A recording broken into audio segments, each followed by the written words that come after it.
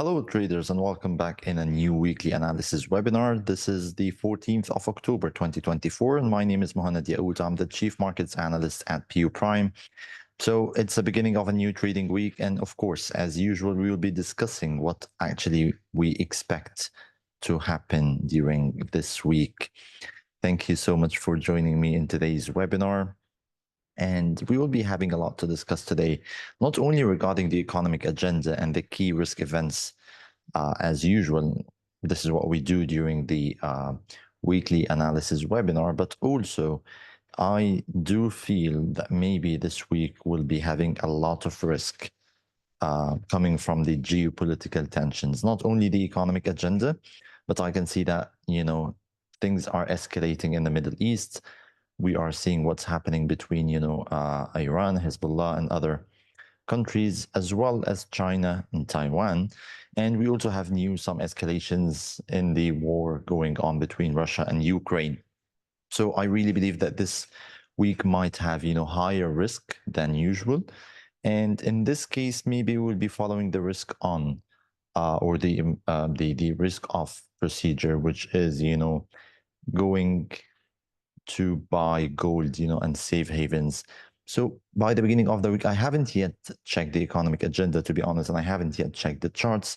But, my personal bias so far is that I'll be looking only for buys on the safe haven, like on gold and other safe haven currencies and so on. And as I mentioned, this is purely due to what's going on in the world at the moment, because there are a lot of tensions everywhere, not only in the Middle East, but as well as in Europe, Ukraine and Russia, and so on. And recently, what's happening as well between China and Taiwan. So we will discuss this briefly. Usually, I'm not, a political strategist, so I don't know how things will go. However, when it comes to the markets, you need to be prepared, and you need to make sure that even if things go south, you will be,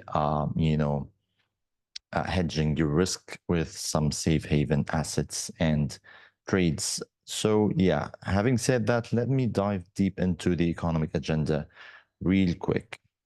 And let's see what we have during this week, because apart from the geopolitical tension that I just mentioned, we have some tough economic agenda during this week. And of course, number one thing is the ECB interest rate decision on the euro. So let's see how this would impact the markets.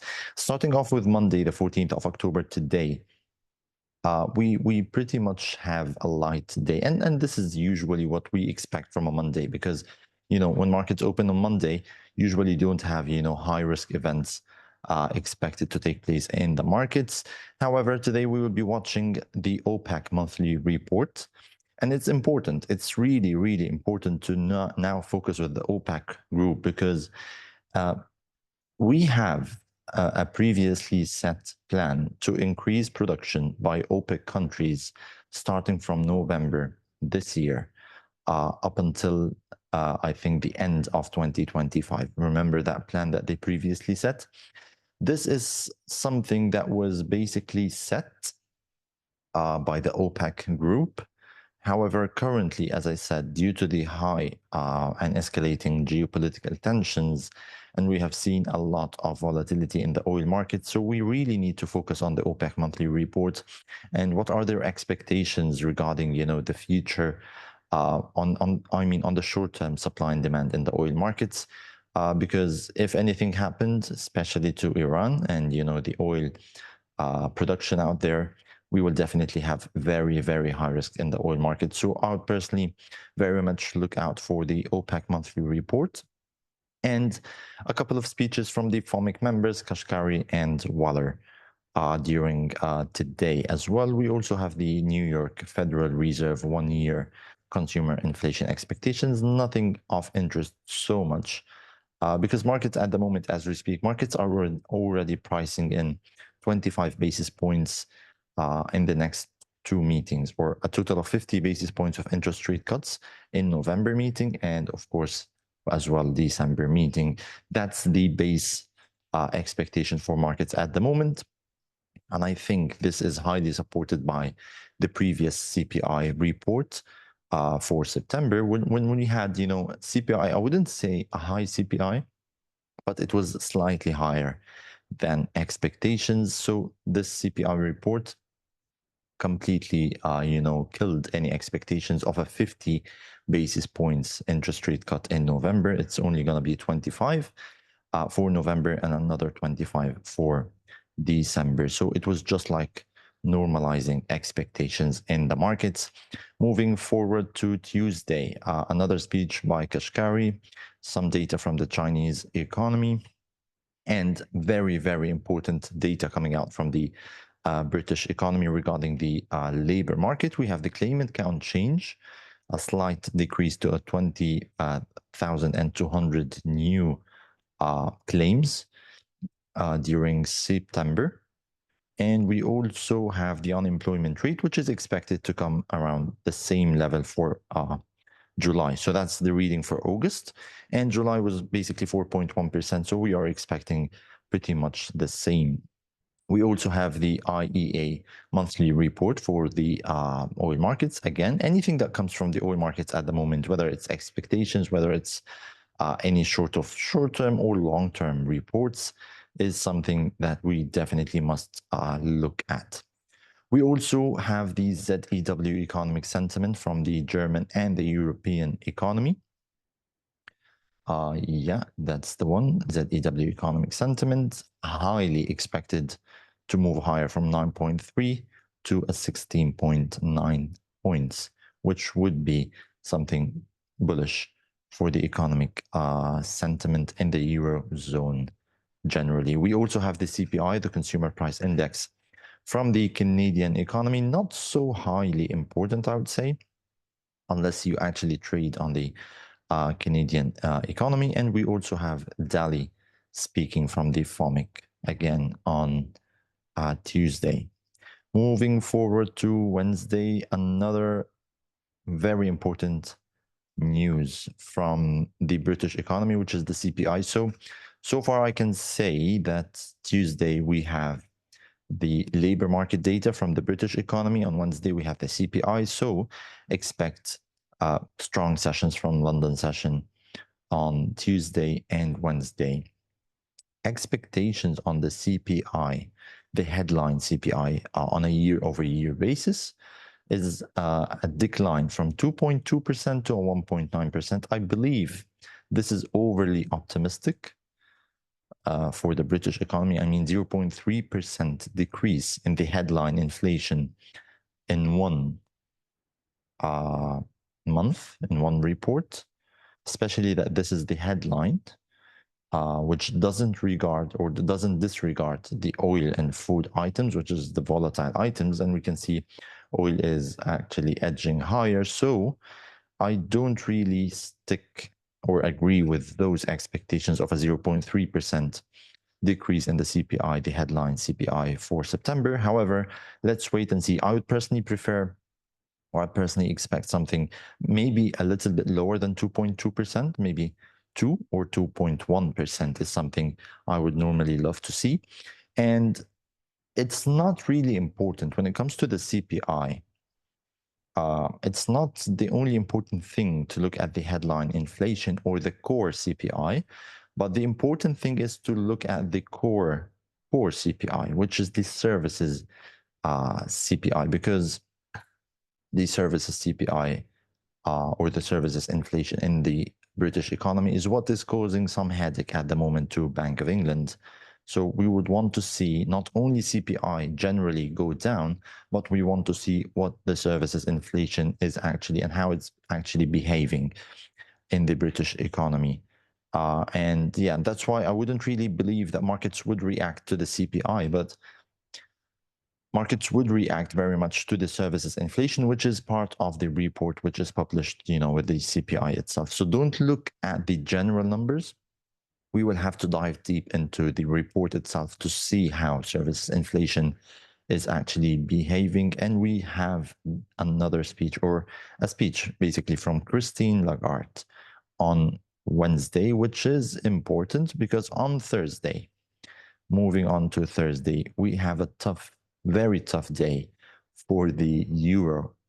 First of all, we have the CPI and the core CPI from the Eurozone. And by having a look on expectations, the core CPI is slightly expected to move down from 2.8 to 2.7, which is good. And a big decrease in the headline CPI from 2.2 to a 1.8, a decrease of 0.4% on a year-over-year basis in headline inflation. I would say that's overly optimistic, but okay, let's wait and see. Anyway, this CPI data, I don't believe markets will be reacting so much to it because after the CPI report shortly, the ECB will be having the interest rate decision on the euro. So current interest rate on the euro is 3.65%. Expectations as per Reuters is that we might see another reduction in the interest rate to a 3.4%, which is almost 25 basis points. This is what markets expect at the moment. Let's wait and see how this would play out. And to me personally, what would be more important is not only the interest rate decision, but also the press conference after, where is it? Yeah, the press conference after the interest rate decision, where Christine Lagarde will be having, the press conference following the decision. And of course, she will be discussing the CPI numbers, which will just be announced before the interest rate decision. The interest rate meeting or the decision is a meeting that takes or is conducted on 2 days. So this is on Thursday, which means that they will meet on Wednesday and Thursday to make this decision. I don't really believe that the CPI numbers will be included in any discussions for the interest rate decisions. Maybe not, because it will be so late. However, maybe it will be included in her speech in the press conference after the decision. So we would want to see what she has to say about the CPI figures for September. Okay. As for the US economy, we will be having the jobless claims, insurance claims, the continuing and the initial jobless claims. We also have the retail sales, which is really important, and the core retail sales. And this is by far the most important thing that we will be expecting from the US economy. I mean, so far we don't have any tough data or big data coming out from the US economy this week. Till Thursday, we'll be having the retail sales and the industrial production. Another speech by Christine Lagarde and the crude oil inventory. So yeah, let's say Thursday is the most important day of the week so far. And I think Friday we have nothing of interest. Chinese economy, GDP, the core retail sales from the British economy, and the housing data from the US housing permits and housing starts, Kashkari and Bostik. So yeah, let's say during this week, we wouldn't really have a lot to focus on when it comes to the US dollar, okay? We only have the retail sales from the US economy. A couple of speeches from the FOMC members, okay, but it's not that, of big impact to the markets.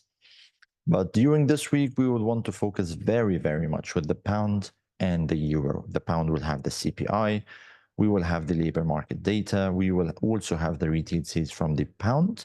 And as for the euro, we will also be having the interest rate decision and the CPI to be announced on Thursday. And that's the brief for this week's economic agenda. Okay, and there is nothing else we want to really look at the moment. Let's have a look on the markets here. And yeah, I'll just send you what I want to look at the moment. So we'll have the dollar, euro, pound, dollar, yen, maybe look at the pound yen. We will look at gold, we will look at oil and US indices, okay? I've just sent you in the chat the instruments that I'll be having a look at today, technically. If there is any other instrument or pair or any other thing that you want me to look at, just leave it in the comments and I'll make sure everything will be covered. First, let's have a look on the VIX volatility index. Yes, it's definitely edging higher. What is the volatility index? As it says, it's an index to measure expected volatility in the markets, I mean US markets. And this is basically derived from the US options market. So, long story short, if this volatility index is moving higher, this means that markets are expecting high volatility during the next 30 days in markets. Higher volatility means higher risk. So you can always see that the VIX or the volatility index or the VIX, it's also called as fear index. You can always see that it edges really higher. It moves higher when there is something in the markets. Of course, you will see, where is it? Yeah, that's the high for the financial crisis, 2008. That's the high for COVID.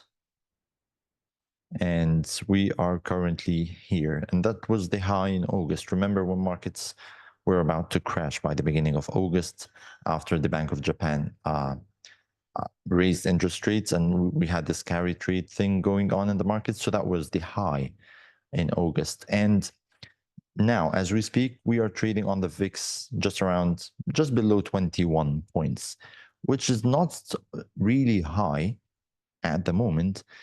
But I would personally look at this index during the week so much because, as I said, we are having a lot of geopolitical tensions going on. And I want to know when markets will basically follow the risk-off appetite. What is the risk-off appetite? The risk-off is that when markets are risky, when there is volatility in the markets, when there are geopolitical tensions or whatever, markets tend to sell everything and just buy safe havens. On top of the safe haven is gold at the moment. So there is some sort, I wouldn't say I use technical analysis on the VIX because it's not actually technical analysis, but I can see here there is some sort of level, which is 23.25, okay? If during the week anything happened, because at the moment, let me tell you, you can literally expect anything. We have US elections approaching. So technically at the moment, today is the 14th of October and US elections is, sooner than 1 month. It's at the beginning of November. So we are already 30 or less than 30 days away from the US elections. So technically, the US administration at the moment is on hold. Okay. So, given these circumstances, China is trying to do something to Taiwan. Maybe, they are making or taking advantage of the thing that US administration is not really present at the moment and we are having US elections, and the other thing is the US Army is already engaged in the Middle East, so we might expect some escalations to take place between China and Taiwan. That's the first thing. The second thing is Russia and Ukraine. The Ukrainian soldiers recently said that, okay, we were supposed to be fighting Russian soldiers. However, what's happening is we see a lot of Korean soldiers on the ground, which means that Korea might have, interfered in this conflict, let's say, which adds more complexity to the war. That's regarding Russia and Ukraine. And again, we might expect some escalations in the geopolitical tensions over there. Back to the Middle East, maybe the hot topic at the moment. We are seeing Hezbollah yesterday fire some missiles regarding Israel. We are having some, fatalities there. And this is a moment where actually Israel was supposed to be uh, bombing back Iran for what they had done during the last missile attack or whatever. So we are expecting any party at the moment, to launch uh, a military attack on the other country. Again, you might expect some escalation from there. So things are really, really risky at the moment. At any moment, you can hear at any war either escalating or even forming from the beginning, in any part of the world. So take care.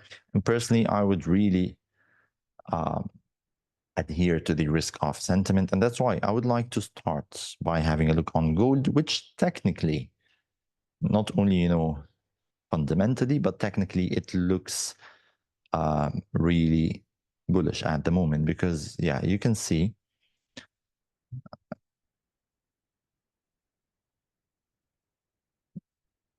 we have been expecting gold to retrace a little bit during the past 2 weeks, right? And we have had a brilliant retracement. So it was an A, B, C correction. Let me just make it clear for you.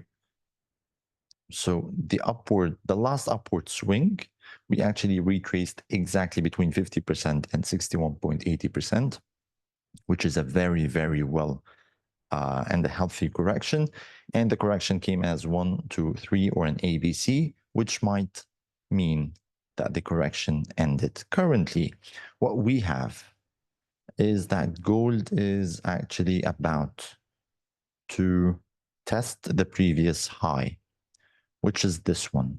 The previous high is 2665, right? Okay, what happens if before discussing scenarios, I want you to focus on the price action. If this correction was going to continue lower, so we had a low, right? A lower high, a lower low. If prices were going to move lower, we should have stopped somewhere around here to form a lower high and move lower, right? So it should have been a lower low and a lower high downward trend to continue moving lower. What happened was, no, we didn't actually form a lower high. We formed an equal high. This means one of two things, which is basically the same. Either bullish power here, the purchasing power is strengthening once more to even reach the previous high, or it means that the sellers were absent during this upward move. This is how, I'm talking pure price action or market structure. So if this correction was supposed to continue, I wouldn't really want to see an equal high. Once we have an equal high, this definitely means that, somewhere, you know, buyers here are taking control once more for a continued move higher. Okay. So now we have an equal high. What do we expect? Maybe we can see a move lower because this is a resistance. We might reject this resistance for a retracement. And this retracement would be really, really important because if we had a retracement and we formed a higher low, so this is definitely, a reversal higher, and we will just buy gold during the week. And this is something I would personally prefer. So it's really important to know that, okay, basically at the moment, I'm basically bullish on gold. I'm not bullish, but I'll have my scenarios ready for a bullish trade. So one of those scenarios is if we break above 2665, I'll definitely buy. Okay, because if we clear this resistance, this means most probably we'll clear also this resistance and we'll be aiming for new all-time highs. So a break and a close above 2665 is a definite buy for me. A retracement from here and forming any higher low. So if we move lower today, that's good. I'll be watching gold. And as soon as I find that gold is trying to find any support, maybe around here, which is an old, support, maybe a little bit higher around here. I mean, you will watch because this is Fibonacci retracement. Yeah, I would personally say a retracement to the 2635 would be a really good opportunity to buy gold. And from here, if I buy, I would be targeting this high of 2665. The second target will be 2680, let's say 2680. And the third target will be literally open. I wouldn't place any third target. I'll just, move my stops to break even and I will follow the move. So again, if we break higher after, breaking higher 2665 and closing higher, I will be buying. And depending on the price action here, I'll have my stops placed somewhere around here. And maybe I'll be aiming for a 2-to-1 risk to reward ratio. If we move lower to 50%, let's say, again, move higher, maybe my entry will be somewhere around here. In this case, my stop loss will be below this low that will form here. The second target will be around here. Once we reach the second target, I'll be moving the stops to break even and just open the target as long as it would take. And yeah, this is how I'm thinking to trade gold at the moment. Because yeah, maybe the correction on the dollar or the upward move on the dollar will end. Okay. The upward move was great, but we are losing momentum here. So maybe during this week, dollar will move lower, which will give some chances for gold to move higher. So technically and fundamentally and politically, I am bearish dollar and I'm bullish gold with some circumstances. So if we just continue moving lower on gold during the week without, forming any low here, higher low or something, because yeah, maybe we'll just continue moving lower. Guys, markets can literally do anything. But if this happened, I wouldn't really be prepared to short gold because I don't like this price action here on gold. It's corrective. I cannot say that this is a reversal lower on gold because there is no any bearish power here. We can see it's just a correction of the major uptrend. So maybe now we will be seeing, a conclusion of this downward trend, and it might be a good idea to buy or look for buys on gold. If it didn't happen and we're just moving lower, I'll not be shorting. And that's that, okay? On the dollar, we have reached this powerful resistance of 103.10. And yeah, I think something like this will happen on dollar. So I'm bearish dollar, I'm bullish gold. And I hope that I've given you enough reasons why I personally think this will happen. Okay. On the euro, we have reached, have we or not? Let me check the daily time frame.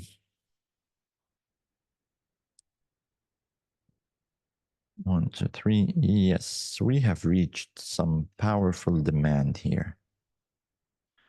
You see this candle here? It's a powerful, explosive candle. After some sideways weak move. So that's the leg out. Okay. Let me just get this in front. That's the leg out.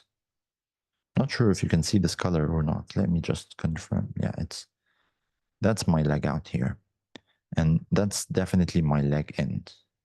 What's between the leg in and the leg out, you will find some very, very poor indecisive candles. And this is what I call the base.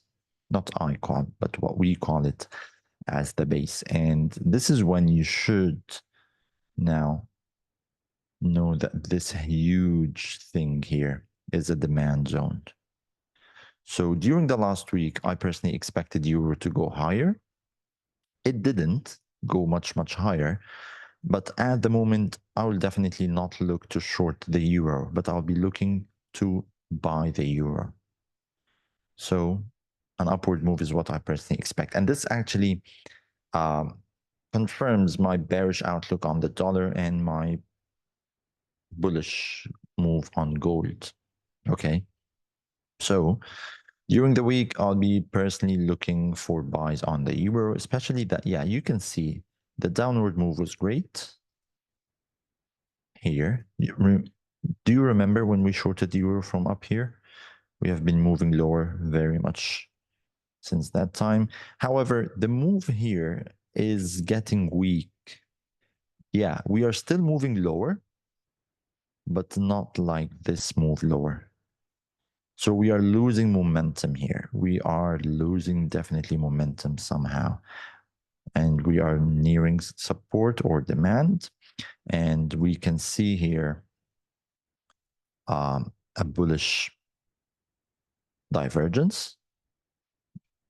We explained this bullish divergence very much on Friday in our educational webinar about the squeeze momentum. So we are near demand.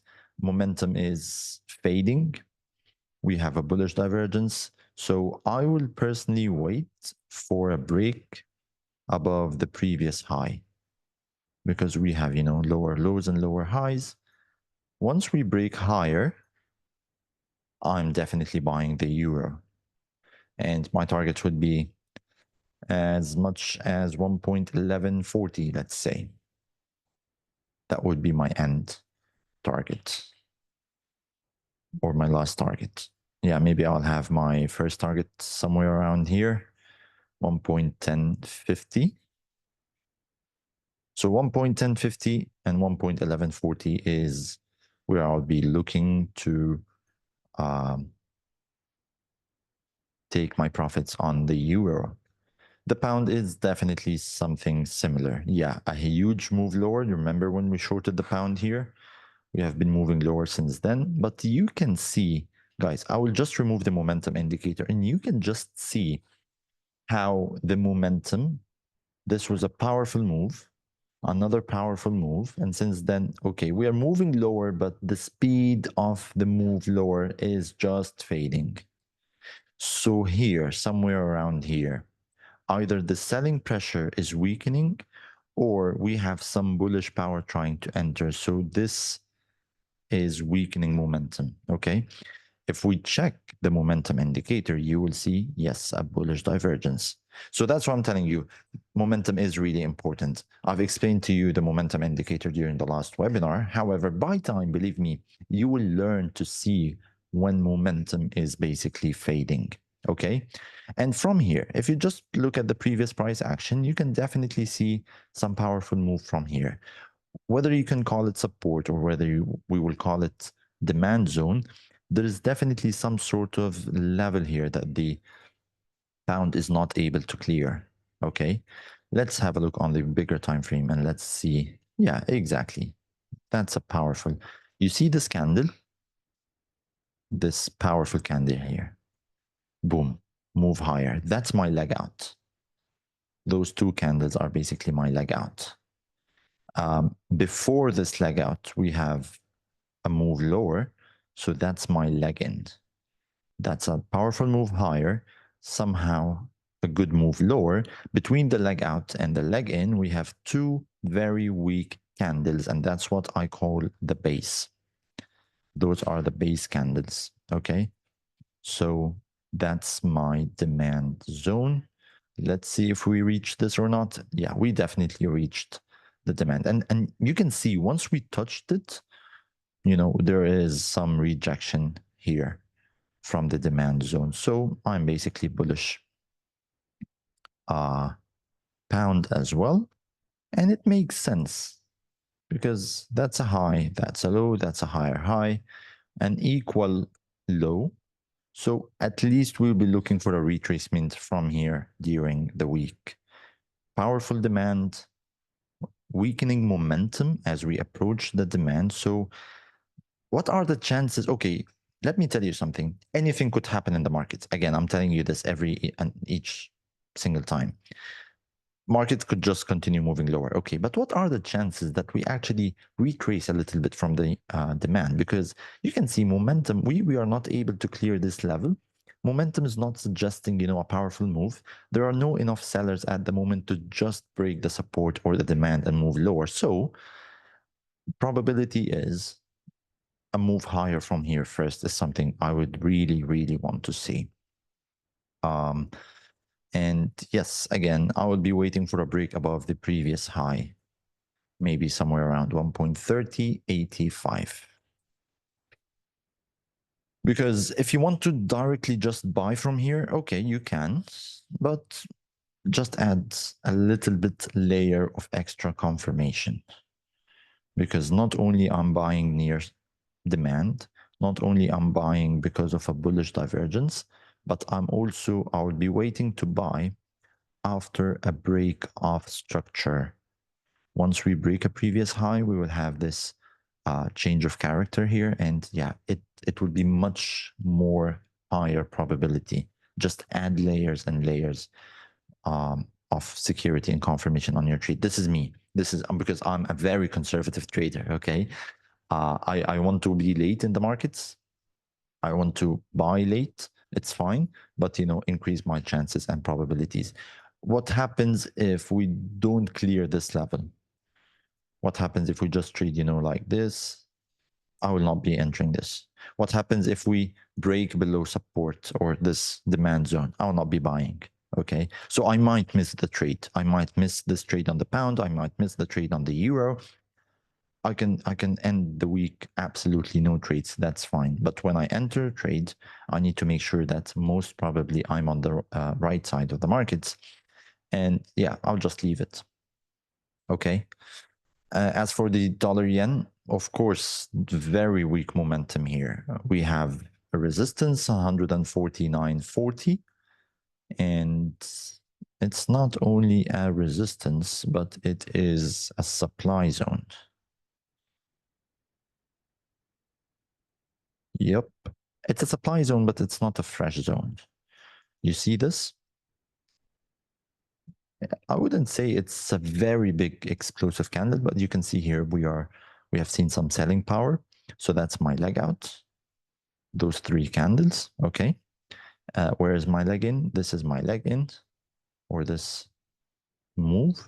And between the leg out and the leg in, you will see two somehow small candles compared to the before and after candles. So that would be my base. Those candles will be my base candles for supply. But my thing is, it's not a fresh zone. It's no longer fresh because we have already touched this level. However, doesn't really deny the fact that we are still near important supply. In this case,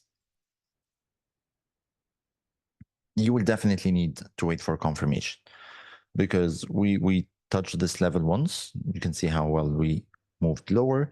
We touched this level twice, slightly tried to break, and currently we are trying to break above. Okay, so it's a risky trade, and that's why I will never short the dollar yen unless we break below the 148.50. 148.50, yeah. So for the euro dollar, it's a fresh zone. If you want to buy, you can, okay? On the pound, it's a very fresh zone. For both those cases, I'll still wait for confirmation. For the dollar yen, it's not even a fresh supply zone, so you will have to wait for confirmation. It's not, because it will be risky. If you want to short from here, you can, but know that it's a very risky trade and you should wait for, or you should at least lower your risk. Okay.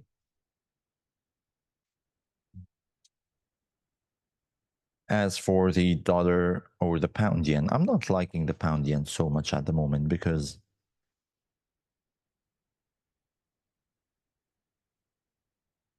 it's not good. It is not good. Really not good. Um, okay. Now things will be a little bit challenging here because you see this powerful candle here. You see it? It's a bearish candle, right? A strong candle. So we had a move lower. That's my leg out. You have a move lower. That's the leg in. So it's a drop, base drop. This is my base candle where we have done literally nothing.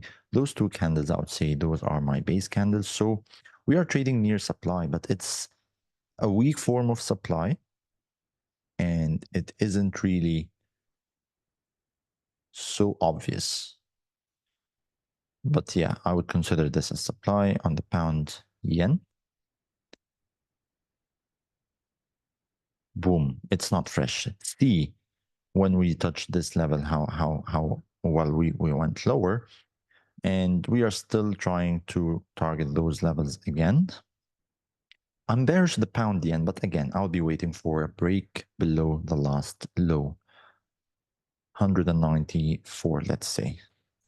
If we break below 194, I'm definitely shorting the pound yen because, again, I'll remove the momentum indicator, but see, we had a high, low.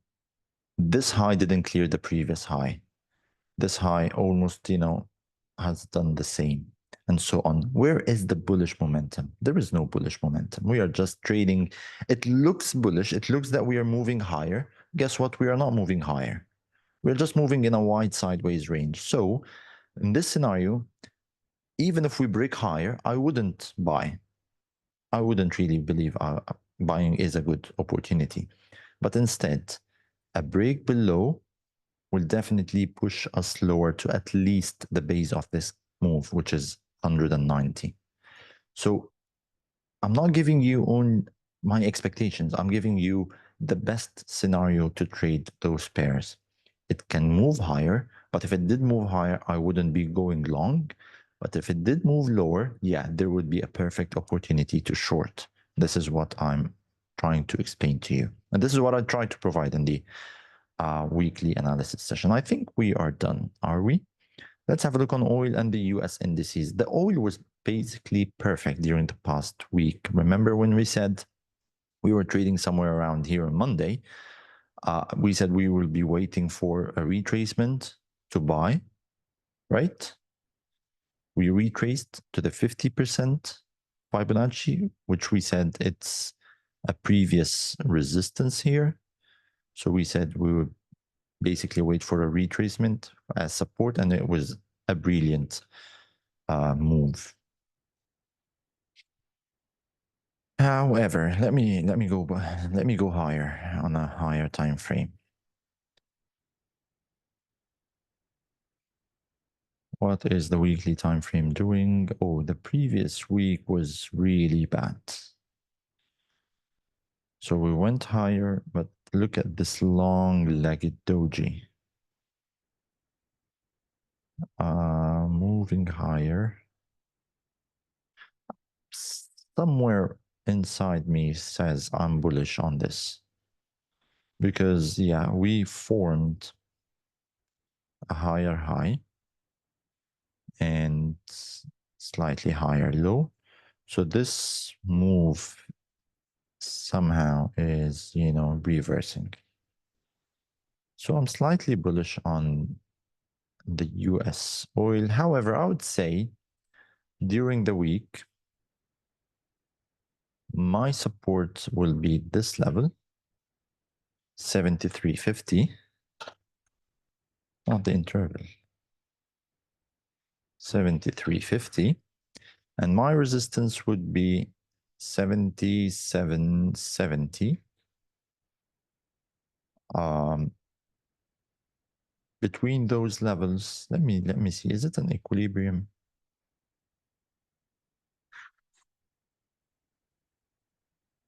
It's really volatile here.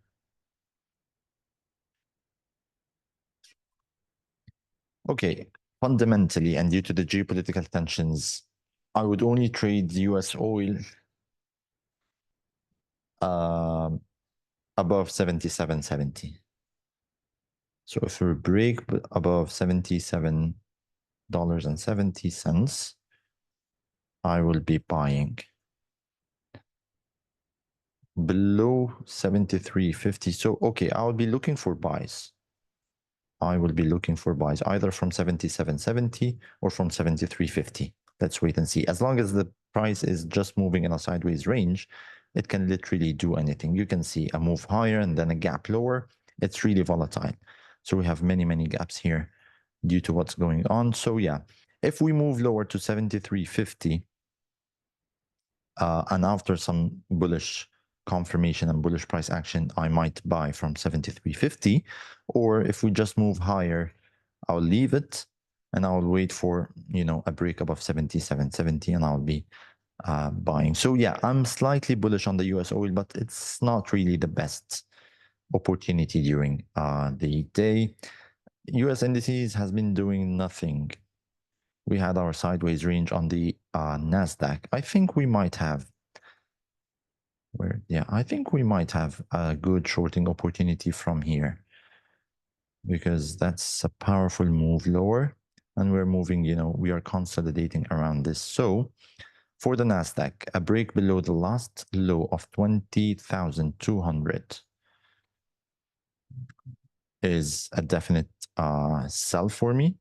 And I wouldn't buy above 20,300 because we have a major supply zone here. So I'll be looking only for sells, okay? When we break the 20,200, I'm shorting the NASDAQ. I believe it will be somehow the same on the other indices. Oh, the US 30 is just shooting higher.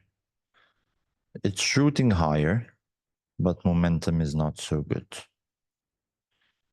So we are shooting higher with weak momentum. No, I don't like the US indices. It's not even giving us any. No, I wouldn't trade the Dow Jones and I wouldn't trade the S&P because it's moving higher with weak momentum. So I would wait first for a market structure reversal or a change of character before even touching this. The Nasdaq might be one of the best, to trade. And as I said, breaking below the 20200 or the 20,200 is where I'll be, or I might think of shorting this during the week. Let me check. Okay, if you have any other questions, please leave it in the comment section. So we have discussed the dollar, the euro, pound, dollar, yen, pound, yen, gold, oil, and US indices. So I'm done with my list. Do any of you have any other thing that we need to discuss during this session? I don't know, Cinta. I really don't know. I'm a market analyst, so I open the webinar, I do my thing, and I go home.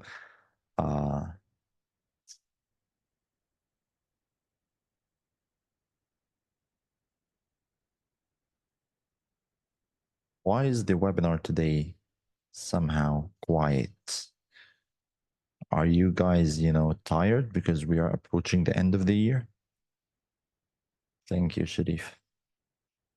Okay, we only have like maybe the remaining of October and November. And yeah, markets will be having a very good end of the year vacation on December. So yeah, just try to stick around and you will have some good vacation. Okay, I think we don't have any questions today. And yeah, thank you so much for joining this webinar today. I really wish and I really hope that you do have a profitable trading week.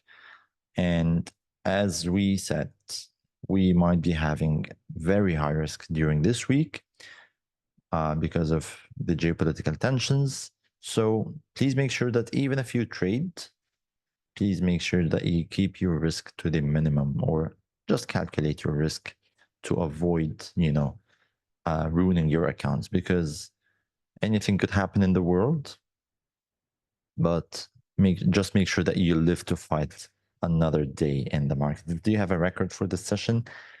No. You just reminded. Okay, I mean, there is a record of this session, but it's not very good quality. But yeah, it would be uploaded to YouTube. Thank you guys so much for attending this webinar. I'll see you guys next week. Please stay safe and please trade safe. Goodbye.